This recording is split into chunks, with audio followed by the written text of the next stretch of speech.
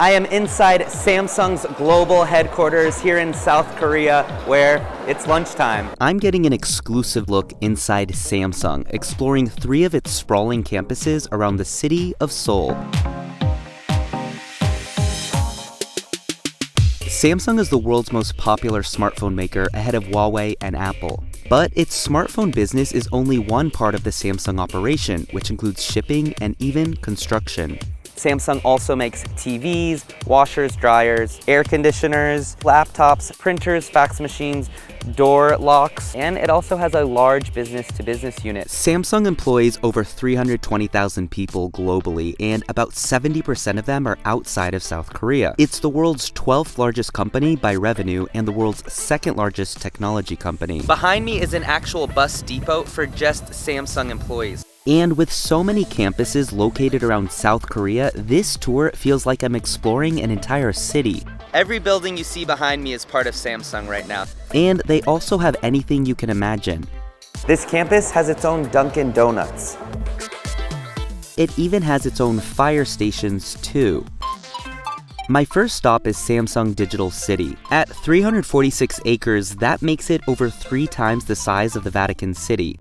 It's home to its consumer electronics business that includes everything from phones to TVs and microwaves. There's even a dedicated area within Digital City where Samsung is testing out its 5G technology. In this part of the campus, Samsung is testing its 5G network equipment through real-life use cases. So I see cameras on buildings, cameras over traffic lights. This is some of the Samsung 5G network equipment that's currently being deployed. This one, for instance, is already being used in the US. Samsung has signed 5G deals with the likes of AT&T and Verizon in the US. Closer to home, Samsung is already working with all the major telco providers to deploy its 5G network equipment, making South Korea one of the first countries to do so. As I roam through Samsung's campus, something stands out. Security is tight here.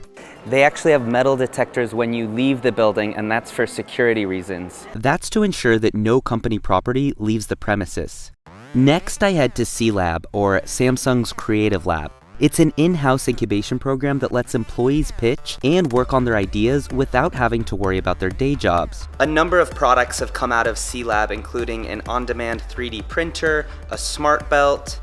Successful projects are either absorbed in-house or spun off into external startups, with Samsung retaining a small stake in the companies. Every campus has its own gym facility. It's quite huge. I'm told that it really peaks and gets crowded around 6 p.m. This even has its own running track. There's a fast lane and there's a slow lane, which goes around the entire perimeter of the gym.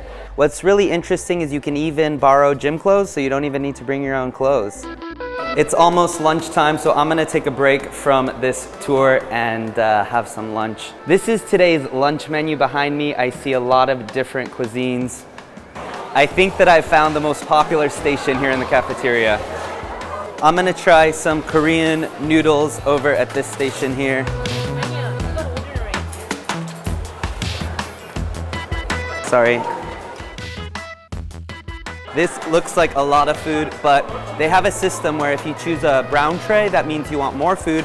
If you choose a green tray, that means you want less food. So I didn't know, but I'm secretly happy I chose this tray. Lunch is completely free here on campus. There's no cash registers or anything. And the cafeterias are open for breakfast, lunch, and dinner. There is a rice station. Instead of your usual condiments like ketchup and mustard, you've got kimchi. That is a lot of kimchi. I just noticed that a lot of the columns have letters on them so that you can easily find your friends and that you could sit with them. Okay, see, we don't need an app for everything. If you have a big deadline and you can't enjoy a sit-down lunch, well, this is the takeout section where you just grab and go. As you leave the cafeteria, there's this hallway where you can have a glass of water and freshen up before you go back to work. I guess I should freshen up as well. After lunch, I take a walk in what's referred to as Central Park. Right now it's still around lunchtime, so you have a lot of employees taking a stroll and just hanging out. There's a lot of different trees, colors. There's random classical music playing in certain parts of the park. This campus is also home to Samsung Innovation Museum, which is open to the public. Here, you'll find not just the evolution of Samsung's products, but a history of technology in general. Next, I head to another campus called Samsung Nano City. It's home of Samsung's semiconductor division. This campus alone is home to 40,000 employees and has 12 cafeterias. This building behind me is where semiconductor chips are made by Samsung, things that go into consumer electronics like your smartphone.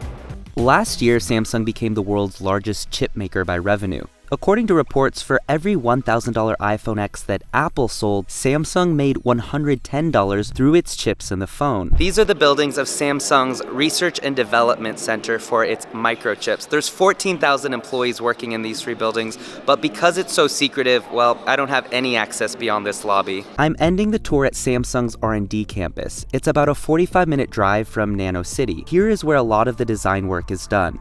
Samsung says about 1/5 of its global workforce is dedicated to research and development. That's more than 65,000 people. To encourage creativity, there's a library where designers and employees can come to brainstorm and find inspiration. My last stop is at what's called Samsung Sound Lab. It has everything from music equipment to voice booths, where they record voices of Samsung's smartphone virtual assistant, Bixby.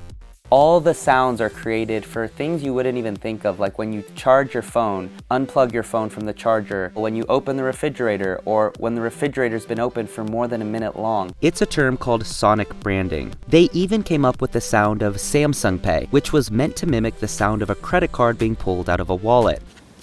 And then there's the sound they created of a Samsung air conditioner turning off.